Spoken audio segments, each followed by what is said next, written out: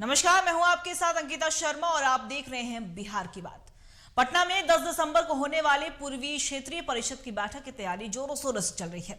इस बैठक में केंद्रीय गृह मंत्री अमित शाह के साथ बिहार, बंगाल, झारखंड और ओडिशा के मुख्यमंत्री और मुख्य सचिव के साथ अधिकारियों का दल शामिल होगा। वहीं पूर्वी क्षेत्रीय परिषद की बैठक की अध्यक्षता केंद्रीय गृह मंत्री अमित शाह करेंगे और बैठक में बिहार समेत 4 राज्यों के कई मुद्दों पर चर्चा की जाएगी।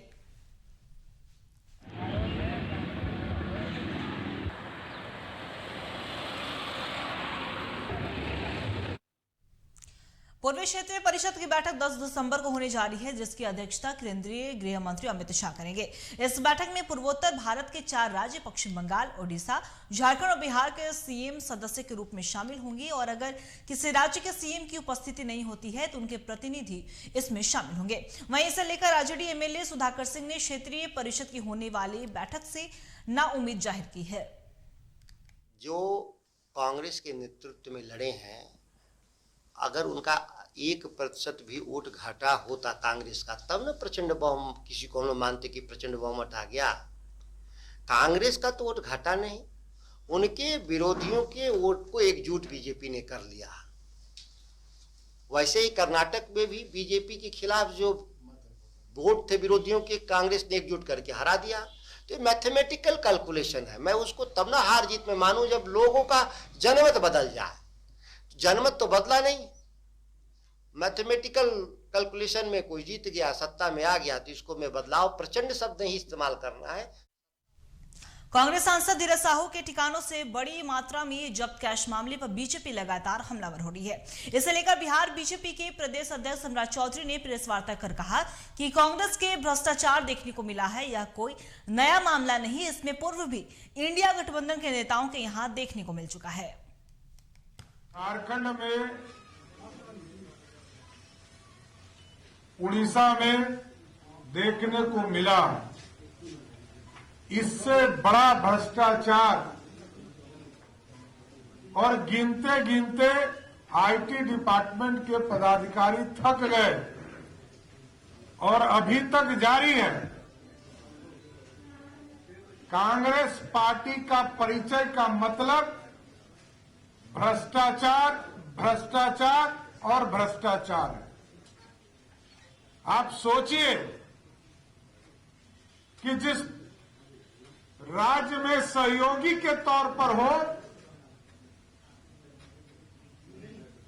और वहां पर 300 करोड़ से अधिक कैश राशि उपलब्ध हो, और वो भी कांग्रेस पार्टी के सांसद के घर से। मोदी की गारंटी वाला गाड़ी घूम रहा है पूरे देश में। मोदी जी गारंटी देते हैं विकास का, मोदी जी गारंटी देते हैं गरीबों के कल्याण का, और मोदी जी गारंटी देते हैं भ्रष्टाचारियों को जेल भेजने का। धीरज साहू पर छापेमारी में मिले करोड़ों की नकदी पर बीजेपी सांसद सुशील कुमार मोदी ने प्रतिक्रिया दी है। जहानाबाद पहुंचे सुशील कुमार मोदी ने कहा कि प्रधानमंत्री नरेंद्र मोदी ने तय किया है कि ना खाऊंगा ना खाने दूंगा, जबकि कांग्रेस की कई ईमानदारी की कोई चीज ही नहीं है। धीरज साहू पर मामला दर्ज कर कार्रवाई होनी चाहिए। अपनी जेब भर रहे हैं, इनको जनता से कोई मतलब नहीं है। और इतना ही नहीं, तो पिछले दिनों तृणमूल कांग्रेस के एक मंत्री थे पार्थो चटर्जी,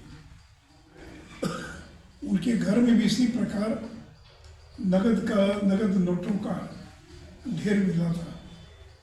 उसके पहले बेंगलोर में कांग्रेस विधायक के रिश्तेदार के यहाँ 50 करोड़ रुपया नगद मिला।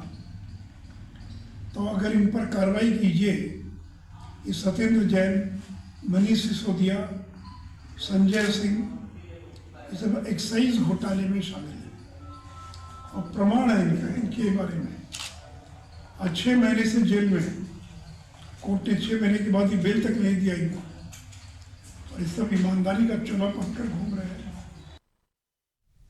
नवादा परिषद में बीजेपी की ओर से प्रेस वार्ता का आयोजन किया गया, जिसमें जिला अध्यक्ष अनिल मेहता ने कहा कि देश की राष्ट्रीय पार्टी कांग्रेस का स्तर और उनके नेताओं का स्तर इतना गिर गया है कि एक राज्य के मुख्यमंत्री बिहार के डीएनए पर आपत्तिजनक टिप्पणी करते हैं और दूसरी तरफ कांग्रेस के राज्यसभा सांसद धीरज साहू के घर पर आयकर के छापे में करोड़ों का काला धन पकड़ा गया और कांग्रेस पार्टी के नेता राहुल गांधी इन मामलों पर चुप्पी साधे हुए हैं। उसी इंडिया गठबंधन में नीतीश जी भी हैं और तेजस्वी जी भी हैं। ना तो इस पर कोई नीतीश जी का बयान आया है और ना तो तेजस्वी जी का बयान आया, और जबकि एक खास जाति कुर्मी लवकुश को टारगेट किया गया है। नीतीश कुमार के बारे में क्या राहुल गांधी नहीं जानते हैं कि कुर्मी समुदाय से आते हैं? तो सिर्फ सत्ता के लिए गठबंधन करके नीतीश जी क्या बिहार के सारे जनता को गाली सुनाना चाहते हैं? इसका जवाब बिहार के मुख्यमंत्री नीतीश कुमार को देना पड़ेगा। इधर हाल ही में जारी एनसीआरबी की रिपोर्ट से देश में सियासी रंग चढ़ता ही जा रहा है। वहीं इसे लेकर एक बार फिर जनसुराज के सूत्रधार प्रशांत किशोर ने नीतीश सरकार पर जमकर निशाना साधा। प्रशांत किशोर ने कहा कि देश में जहरीली शराब से सबसे अधिक 134 लोगों की मौत बिहार में हुई है और इस रिपोर्ट से नीतीश कुमार के सुशासन के दावों की पोल खुल चुकी है। साथ ही कहा कि मैं हर दिन कहता आया हूं कि शराबबंदी गलत है और इसे हटाना चाहिए। मेरे भाई, शराबबंदी से ज्यादा फार्स कुछ हो ही नहीं सकता है। मैं पहला आदमी हूं सामाजिक राजनीतिक जीवन में बिहार में जो हर दिन रोज कहता है कि शराबबंदी गलत है, शराबबंदी हटाई जाना चाहिए। कोई वोट की बात नहीं है, ना इसका कोई वैधानिक आधार है, ना इसका सामाजिक आधार है, ना कोई आर्थिक आधार है, कुछ भी नहीं है। सरकार जो शराबबंदी बिहार में जो लगी हुई है, 3 पहलू से इसका मैं विरोध कर रहा हूं। आप पहली बात समझिए कि दुनिया में, बिहार और भारत की बात छोड़िए, दुनिया में किसी देश में कहीं पर भी ऐसा प्रमाण नहीं है कि शराबबंदी के जरिए किसी समाज का आर्थिक सामाजिक उत्थान हुआ हो। नीतीश कुमार गांधी को अगर समझते हैं, कभी जीवन में पढ़े हैं, तो उन अपनी पूरी सरकार का तंत्र लगा के हमको वो एक लाइन दिखा दें गांधी जी का, जहां गांधी जी ने ये कहा है कि सरकार को कानून बनाकर शराब। कांग्रेस के पूर्व राष्ट्रीय अध्यक्ष सोनिया गांधी के जन्मदिन के मौके पर पटना स्थित कांग्रेस कार्यालय में जश्न का माहौल देखने को मिला। प्रदेश अध्यक्ष अखिलेश सिंह की मौजूदगी में केक काटकर उनका जन्मदिन मनाया गया। इस दौरान पार्टी के कई नेता और कार्यकर्ता भी मौजूद रहे।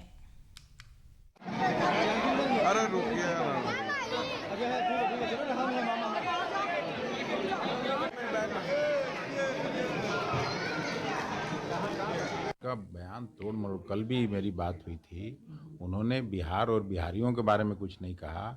जो कुछ कहा था पूर्व मुख्यमंत्री जी के भ्रष्टाचार से रिलेटेड जो मामला था उसके बारे में कहा था। बाकी कुछ उनको ऐसा नहीं है कि बिहार से और बिहारियों से कुछ भी लेना देना है। 1-to-1 नहीं है, 1-to-1 आप लोग करने की कोशिश कर रहे हैं।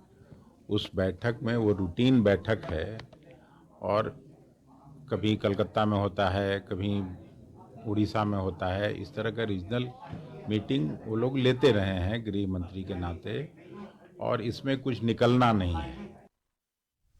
वैशाली में शिक्षा माफिया अमित कुमार उर्फ बच्चा राय के ठिकानों पर अहले सुबह से ही छापेमारी हुई और छापेमारी दल में 50 से अधिक लोग मौजूद रहे। वहीं सूत्रों के हवाले से खबर आई कि बच्चा राय के आवास पर भारी मात्रा में नकद बरामद हुए हैं, जिसे गिनने के लिए कैश काउंटिंग मंगवाया गया।